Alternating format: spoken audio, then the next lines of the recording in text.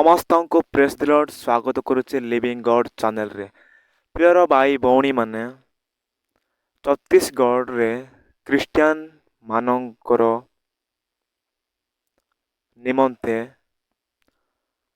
ଆଲୋଚନା ଚାଲିଛି। ଆଉ ସମସ୍ତେ ରାଜନୀତି ଦଳ ଆଲୋଚନା କରୁଅଛନ୍ତି, କିନ୍ତୁ ସେହି ଆଲୋଚନା ସମାଧାନ ମଧ୍ୟ ହେଉନାହିଁ। ଏହି ନ୍ୟୁଜ୍ କେବେ ଅପଲୋଡ଼ କରାଯାଇଛି ତାହା ଜାଣିନି, କିନ୍ତୁ ଏହି ନ୍ୟୁଜ୍ ଭିଡ଼ିଓ ଦେଖିଲି ତାପରେ ମୋତେ ସମସ୍ତେ ଭାଇ ଭଉଣୀମାନଙ୍କୁ ମୁଁ ଦେଖେଇ ଦେବାକୁ ଚାହୁଁଛି। ଆଉ ଅନେକ ଭାଇ ଭଉଣୀମାନେ ନ୍ୟୁଜ୍ ଦେଖିବାକୁ ପସନ୍ଦ କରନ୍ତି ନାହିଁ, କିନ୍ତୁ ଆମେମାନେ ସମସ୍ତେ ଦେଖିବା ଉଚିତ ନ୍ୟୁଜ୍ ଯାକ। ତାହେଲେ ତ ଆମେ ଜାଣିପାରିବା କେଉଁଠି କ'ଣ ହେଉଛି। ଆମେ ସମସ୍ତେ ଦେଖିକି ଆମେ ସମସ୍ତେ ବୁଝିବା ଉଚିତ ଏହି ସଂସାରରେ ମଧ୍ୟ କ'ଣ ଘଟୁଅଛି ତାହା। ଆଉ ଖ୍ରୀଷ୍ଟିଆନ ମାନଙ୍କୁ ଫୁଟବଲ ପରି ଖେଳୁଅଛନ୍ତି କଂଗ୍ରେସ ଆଉ ବିଜେପି, ଏକଥା ସମସ୍ତେ ଜାଣିବା ଉଚିତ। ଦେଖନ୍ତୁ ସେହି ନ୍ୟୁଜ୍ଟିଏ। ଆଉ ଭିଡ଼ିଓ ଲମ୍ବା ହେଇପାରିବ, କିନ୍ତୁ ଭିଡ଼ିଓ ଶେଷ ପର୍ଯ୍ୟନ୍ତ ଦେଖନ୍ତୁ, ତାହେଲେ ଆପଣମାନେ ନିଶ୍ଚୟ ଜାଣିପାରିବେ। ପ୍ରିୟର ଭାଇ ଭଉଣୀମାନେ, ଭିଡ଼ିଓ ଦେଖନ୍ତୁ ଆଉ ଆମେ ବାକ୍ୟ ଆଡ଼କୁ ଯିବା। तापर किसी समय आमे वाक्य आलोचना करिबा। नमस्कार, स्वागत है आप सभी का। मैं हूं आपके साथ हितेश व्यास और आप देख रहे हैं मध्य प्रदेश छत्तीसगढ़ का नंबर 1 इलेक्शन बुलेटिन। 23 में प्रदेश, 24 में देश। 2023 मध्य प्रदेश और छत्तीसगढ़ दोनों ही के लिए बहुत महत्वपूर्ण है, क्योंकि साल के आखिर में दोनों ही राज्यों में विधानसभा के चुनाव होने हैं। लिहाजा इस बुलेटिन में खास तौर पर आपके लिए वो तमाम खबरें समेट कर हम लेकर आते हैं जो चुनाव के लिहाज से बहुत महत्वपूर्ण है, जो आपके लिए जानना बहुत जरूरी है। आज जिस एक खास विषय पर हम चर्चा करेंगे वो छत्तीसगढ़ की सियासत से जुड़ा है, जहां पर सर्व आदिवासी समाज ने पूरे प्रदेश में प्रत्याशी उतारने का ऐलान पहले ही कर रखा है और अब ईसाई समाज ने भी बिगुल फूंकने की बात कह दी है। ईसाई समाज कह रहा है कि हम भी अपने प्रभाव वाले इलाके में प्रत्याशी उतारेंगे। अब ये जो ऐलान इस समाज की तरफ से हुआ है, इसे दोनों ही पार्टियां यानी कांग्रेस और बीजेपी किस तरह से ले रही हैं, किस तरह की चुनौती मानती हैं, इन तमाम सवालों के जवाब तलाशने की कोशिश करेंगे।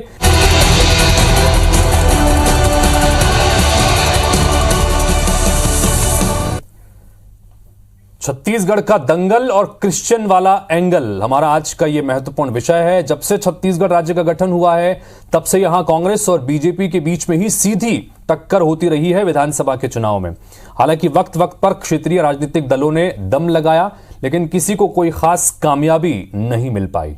अब जब चुनाव नजदीक है तो अखाड़े में नए नए मोर्चे ताल ठोकने के लिए तैयार हैं। पहले सर्व आदिवासी समाज और अब पहली बार ईसाई समाज सरगुजा और बस्तर संभाग में अपने प्रभाव वाली सीटों पर उम्मीदवार उतारने जा रहा है।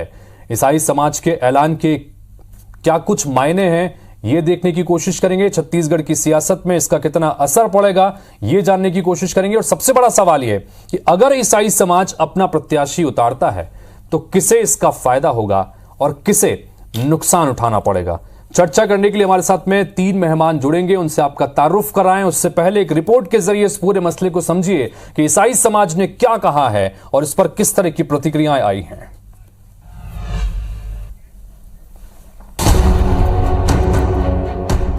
पहले सर्व आदिवासी समाज की हुंकार।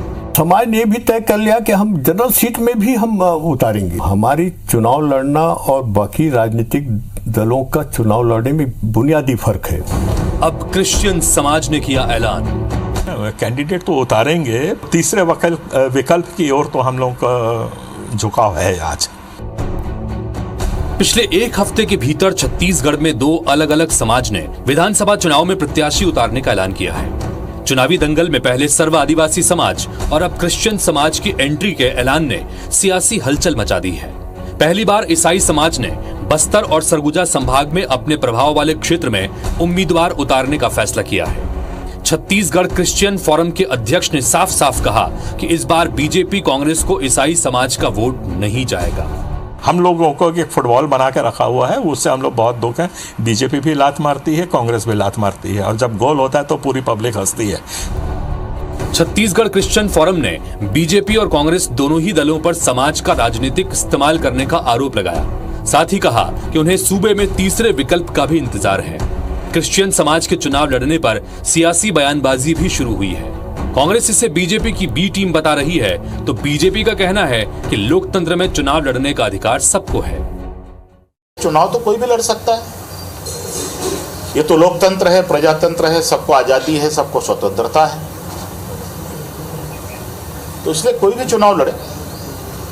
चुनाव लड़ने में कोई दिक्कत नहीं है, चुनाव अगर लड़ेंगे तो स्वागत है। भारतीय जनता पार्टी चुन चुन के ईसाइयों को मार रही है, उनको टारगेट कर रही है। इसके बाद भी इस प्रकार का भारतीय जनता पार्टी का बी टीम का कोशिश है, कभी ईसाई इस प्रकार के बात नहीं करेंगे। सियासी बयानबाजी से इतर आंकड़ों पर नजर डालें तो छत्तीसगढ़ में 4,90,000 जनसंख्या ईसाइयों की है, यानी कुल आबादी का 1.92% ईसाई है और इनका प्रभाव सरगुजा और बस्तर संभाग में सबसे ज्यादा है। यही वजह है कि ईसाई समाज ने इन दोनों संभाग में अपना प्रत्याशी उतारने का फैसला किया है। ईसाई समाज के ऐलान से छत्तीसगढ़ की सियासत में किसका नफा किसका नुकसान होगा, ये बड़ा सवाल है। सवाल ये भी कि अगर ईसाई समाज अपना उम्मीदवार उतारता है तो किसके जनाधार पर ज्यादा प्रभाव पड़ेगा। सौरभ सिंह परिहार, IBC 24, रायपुर।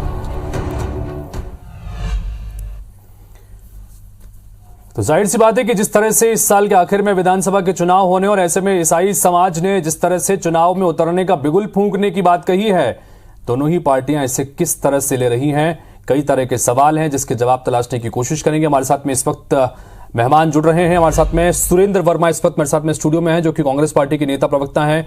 हमारे साथ में देवलाल ठाकुर साहब जुड़ रहे हैं, जो कि भारतीय जनता पार्टी के प्रवक्ता हैं। आप दोनों का बहुत बहुत स्वागत है। साथ ही हमारे साथ में थोड़ी देर में पास्टर अंकुश बरियरकर भी जुड़ेंगे, जो कि महासचिव हैं छत्तीसगढ़ क्रिश्चियन फोरम के, उनसे भी जुड़ेंगे, उनसे भी बातचीत करेंगे। लेकिन सुरेंद्र, सबसे पहले जानना चाहेंगे आपसे, पहले सर्व आदिवासी समाज ने पूरे प्रदेश में प्रत्याशी उतारने का ऐलान किया है, अब ईसाई समाज भी अपने प्रभुत्व वाले इलाके यानी सरगुजा और बस्तर, जहां पर इनकी संख्या ज्यादा है, वहां पर अपने उम्मीदवार उतारने की बात कर रहे हैं। क्या कहेंगे?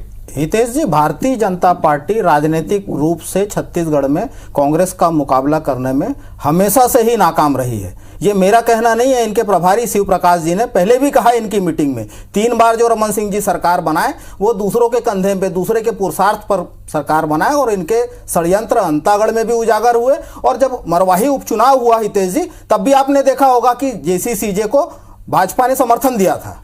तो इनका षड्यंत्रकारी चरित्र जो है अभी का नहीं है, आजादी से पहले भी जब अंतरिम सरकार बनी थी उस समय जिन्ना के मुस्लिम लीग के साथ मिलकर बंगाल में सरकार बनाए इनके नेता श्यामा प्रसाद मुखर्जी जी, जिन्ना के साथ वहां पर उप मुख्यमंत्री बने थे।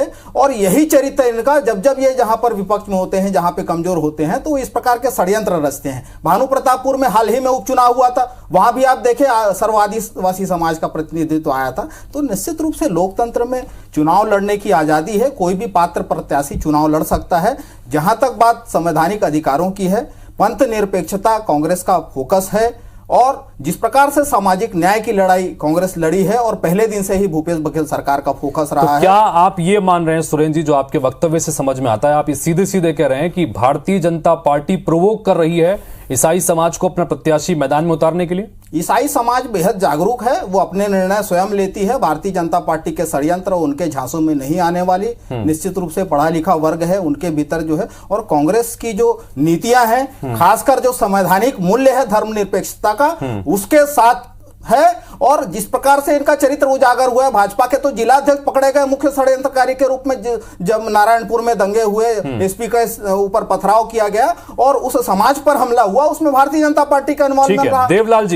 देवलाल जी क्या कहेंगे इस पूरे प्रकरण पर? एक तो ये कि ईसाई समाज अगर अपना प्रत्याशी इन दोनों ही संभागों में उतारते हैं तो इसे आप किस तरह की चुनौती के रूप में देख रहे हैं? पहले इस बात का जवाब दीजिए, फिर मैं अगला सवाल करता हूं। देवलाल जी,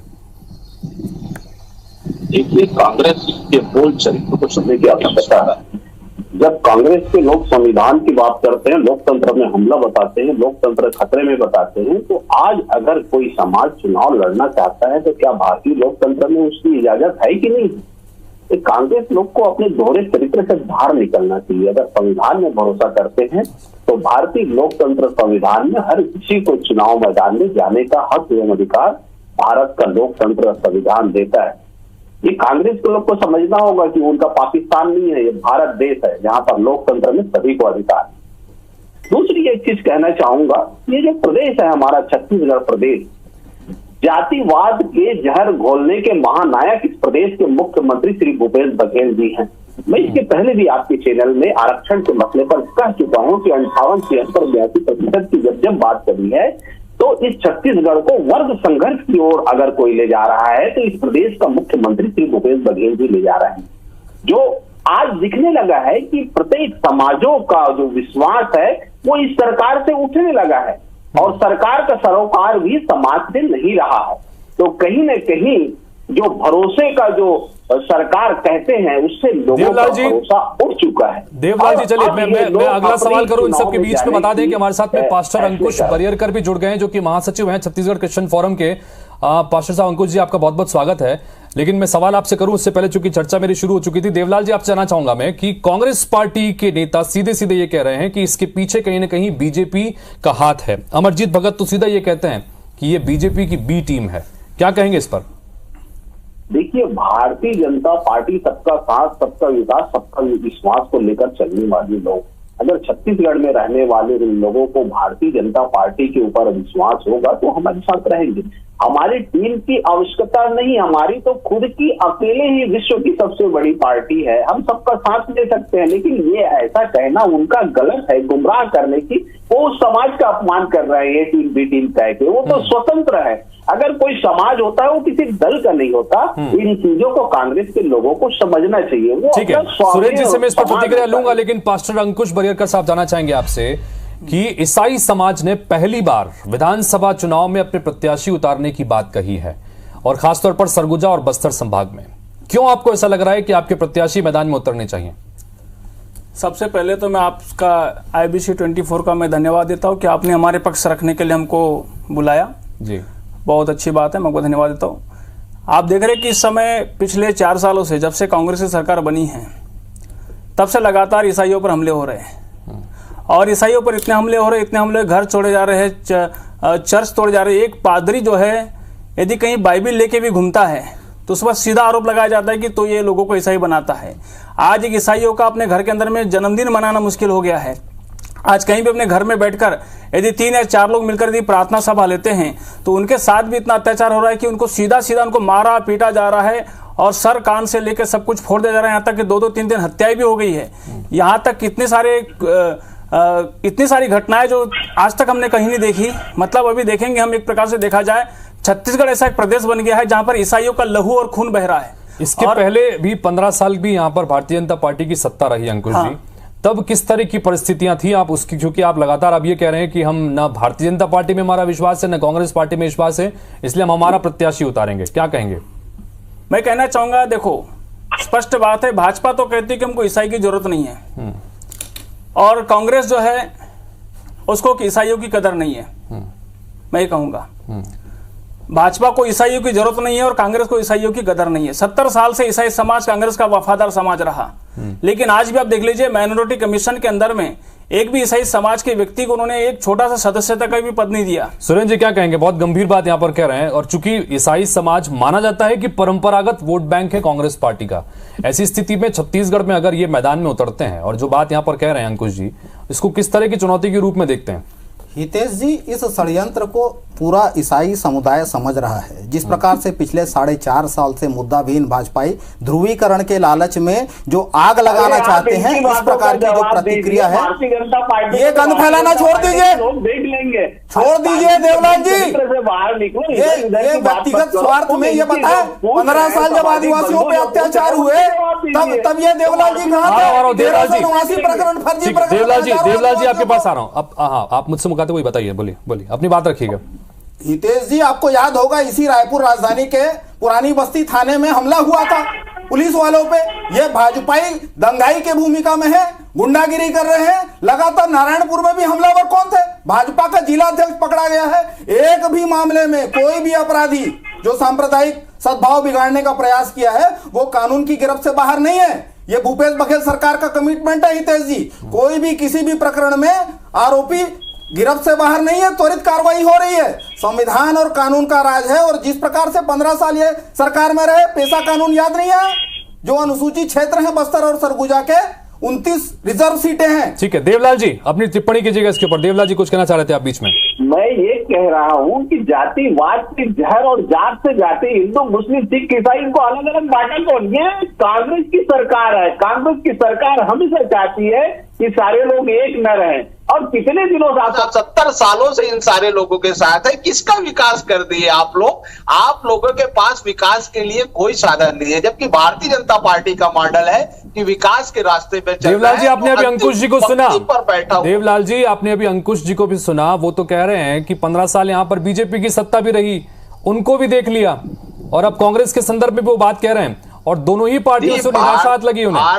भारतीय जनता पार्टी के शासन काल में इनके किसी भी धार्मिक आस्था के केंद्र पर हमला नहीं हुआ, और भारतीय जनता पार्टी अपने रायपुर कचना चर्च में दंगाई की भूमिका में भाजपा, यही तो फर्क है। रायपुर कचना चर्च में जाने के बाद कभी ये मिनी पाकिस्तान कहते हैं छत्तीसगढ़ को, कभी तालिबान बताते हैं, और नारायणपुर में जो दंगे हुए, जो हमले हुए, देने के लिए चर्च को तोड़ा गया, उसमें भाजपा का जिला शामिल था कि नहीं, ये बताएं। सरकार में दंगे बर्दाश्त नहीं किए जाते। इस चीज को अच्छे से समझने की आवश्यकता है। दंगे अंकुश जी सबके के बारे में जो जो जो जो भड़काया जा रहा है, हितेश जी से पूछिए ये इनका प्रायोजित आंदोलन था कि नहीं, भाजपा शामिल है कि नहीं? अंकुश जी एक एक वर्ग के खिलाफ दूसरे वर्ग को खड़ा करने वाले ये फूट डालो राजनीति करो के ये राजनीतिक टूल्स में ये बांटने और काटने ठीक है, ठीक है, ठीक है। समय समय समय समय की थोड़ी सी बात होता है, संक्षेप में बात रखेंगे, संक्षेप में बात रखेंगे हम लोग सभी।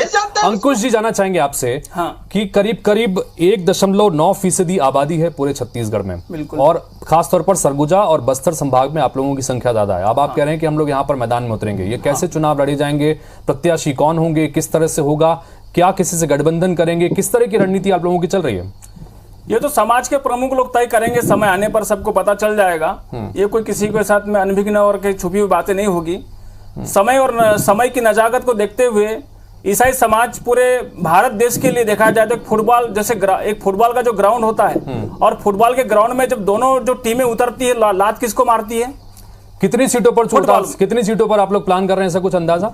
हम लोग 20 सीटों पर प्लान कर रहे हैं सर, दोनों ही संभागों की। हाँ, और मुख्य मुकाबला आपका किससे होगा? हमारा मुकाबला किसी से नहीं, हमको तो बस अपना अभी क्या है कि यहाँ हमें सभी तरह से देखा जाए तो हमें कुचला जा रहा है। हम अपने मतों को अपने तरफ करके हम अपने तरीके से रहना चाहते हैं। हमको सत्ता में हमारी जीत हासिल हो चाहे ना हो, हम पद में आए चाहे ना आए। चलिए, समय की बाध्यता है, बहुत महत्वपूर्ण चर्चा यहाँ पर चल रही थी, और हमें तीनों ही प्रत्याशियों को, तीनों ही प्रतिनिधियों को यहाँ पर सुना तो ईसाई समाज एक तरह से बिगुल फूंक चुका है। अंकुश बरियरकर ये कह रहे हैं कि 20 सीटों पर अपने प्रत्याशी उतारेंगे, और अगर ऐसा होता है तो ऐसी स्थिति में चुनौतियां भारतीय जनता पार्टी और कांग्रेस पार्टी दोनों ही संत के संदर्भ में होगी, और दोनों ही पार्टियां किस तरह की रणनीति से निपटती है इसका इंतजार आपके साथ हमें भी रहेगा। फिलहाल आप तीनों का बहुत बहुत शुक्रिया चर्चा में शामिल होने के लिए, अपनी बात रखने के लिए। तो इसी के साथ फिलहाल इस बुलेटिन में इतना ही। नमस्कार। निश्चय आपण माने न्यूज देखि सारी अछंती। प्रियर भाई भौणी माने किछि बुझिले तो कौन कहउछंती सही बड़ बड़ लोक माने जो माने कि कांग्रेस पटे आउ बीजेपी आउ से नेता माने कौन कहउछंती बुझी सारिथिबे, किंतु कांग्रेस आउ बीजेपी समस्तंकर सरकार अटंती आम भारत देशर पाई। आउ से माने जदि संविधान अनुसार काम करिवे नाही ताहा हेले जो सरकार हेले मध्य एही देश आम देश शांति रे रहिबो नाही। आउ पास्टर जन कहउछंती जे क्रिश्चियन मानू ताड़न करा जाउछि, आउ मंडली गौर बाइबल को देखिले विरोध करा जाउछि। एमिति करिबाकू उचित नह एमिति कहउछंती, किंतु सरकार क्रिश्चियन मानू साहाय्य करुनाहांती। बीजेपी हो कि बा कांग्रेस हो, देखिले तो ए न्यूज रे कौन कहउछंती। मु गुटे वाक्य पढ़िबाकू चाहूछि। रोमियो तार 13 अध्याय तार 1 ରୁ 2 पद पढ़िबी। प्रत्येक जन अधिकार प्राप्त शासनकर्ता बसीभूत हेउ, कारण अधिकार केवल ईश्वर आसे आउ जे समस्त अधिकार प्राप्त शासनकर्ता ଅଛନ୍ତି ସେମାନେ ଈଶ୍ୱରଙ୍କ ଦ୍ୱାରା ନିଯୁକ୍ତ। ଅତଏବ ଯେ ଅଧିକାର ପ୍ରତିରୋଧ କରେ ସେ ଈଶ୍ୱରଙ୍କ ବିଧାନର ପ୍ରତିରୋଧ କରେ। ଆଉ ତଳକୁ ଲେଖାଯାଉଛି ପୁଣି ଯେଉଁମାନେ ପ୍ରତିରୋଧ କରନ୍ତି ସେମାନେ ଆପଣା ଆପଣା ଉପରେ ଦଣ୍ଡ ଘଟାଇବେ। ଦେଖନ୍ତୁ ପ୍ରିୟ ଭାଇ ଭଉଣୀମାନେ, ଆମ୍ଭେମାନେ ପ୍ରଭୁ ପରମେଶ୍ୱର କହୁଛନ୍ତି ଯେ ଏହି ବାକ୍ୟରେ ଶାସନକର୍ତ୍ତାଙ୍କୁ ବଶୀଭୂତ ହେବାକୁ ହବ। କିନ୍ତୁ ଏମିତି ଶାସନକର୍ତ୍ତାମାନଙ୍କୁ ବଶୀଭୂତ ହେବାକୁ ନୁହେଁ। ବାଇବେଲ କହିଅଛି ଯେ ସେମିତି ଶାସନକର୍ତ୍ତାମାନଙ୍କୁ ବଶୀଭୂତ ହେବା ଉଚିତ ଯେଉଁମାନେ ନ୍ୟାୟକୁ ସମାଧାନ କରିପାରନ୍ତି, ଅନ୍ୟାୟକୁ ନ୍ୟାୟ କରିପାରନ୍ତି, ବା ଯେଉଁଟାକି ଯେଉଁ ସମାଜର ଲୋକମାନଙ୍କୁ ମଧ୍ୟ ଆଉ ସମସ୍ତଙ୍କୁ ମଧ୍ୟ ଭଲ ଦେଖିପାରନ୍ତି ସେମାନଙ୍କୁ ଆମେ ବଶୀଭୂତ ହେବାକୁ ହବ। ପ୍ରିୟ ଭାଇ ଭଉଣୀମାନେ, ବିଶ୍ୱାସୀ ଭାଇ ଭଉଣୀମାନେ, ଦେଖନ୍ତୁ ଯେ କୌଣସି ଶାସନକର୍ତ୍ତା ଯଦି ଆପଣମାନଙ୍କ ସପକ୍ଷରେ ଯଦି ହେଉନାହିଁ ତାହାଙ୍କୁ ତୁମେ ଜାଣନ୍ତୁ ଯେ ସେ ଜଣେ ବଣ୍ଡ ଆଉ ତାଙ୍କର ନିୟମ ମାନିବା ଉଚିତ ନୁହେଁ। ଆମେମାନେ ବାଇବେଲ ଆମମାନଙ୍କୁ କ'ଣ କହୁଛି ତାହା ଆମେମାନେ ଜାଣିବା ଉଚିତ। ଆସନ୍ତୁ ମୁଁ ଆଉ ଗୋଟିଏ ବାକ୍ୟ ପଢ଼ିବି ଯାହାକି ଲେଖା ପ୍ରଥମ ପିତର ତାର 2 ଅଧ୍ୟାୟ ତାର 13 ଆଉ 14 ପଦ ମୁଁ ପଢ଼ିବି, ଆପଣ ଧ୍ୟାନ ଦେଇ ଶୁଣନ୍ତୁ। ଏହି ଜାଗାରେ ଏପରି ଲେଖାଯାଉଛି, ଶୁଣନ୍ତୁ। ପ୍ରଭୁଙ୍କ ସକାଶେ ସମସ୍ତେ ମାନବୀୟ ବିଧାନର ବଶୀଭୂତ ହୁଅ। ସର୍ବପ୍ରଧାନ ରାଜା ହୁଅନ୍ତୁ କିମ୍ବା ଦୁଷ୍କର୍ମକାରୀମାନଙ୍କୁ ପ୍ରତିଫଳ ଦେବା ନିମନ୍ତେ ଅସତ୍କର୍ମକାରୀମାନଙ୍କୁ ପ୍ରଶଂସା କରିବା ନିମନ୍ତେ ତାହାଙ୍କ ଦ୍ୱାରା ପ୍ରେରିତ ଶାସନକର୍ତ୍ତାମାନେ ହୁଅନ୍ତୁ, ସେମାନଙ୍କର ବଶୀଭୂତ ହୁଅ। ଦେଖନ୍ତୁ ପ୍ରିୟ ଭାଇ ଭଉଣୀମାନେ, ଆମ୍ଭେମାନେ କେମିତି ଲୋକମାନଙ୍କୁ ମାନିବା ଉଚିତ ସେହି ବିଷୟରେ ବାଇବେଲ ସଫା କହୁଅଛନ୍ତି।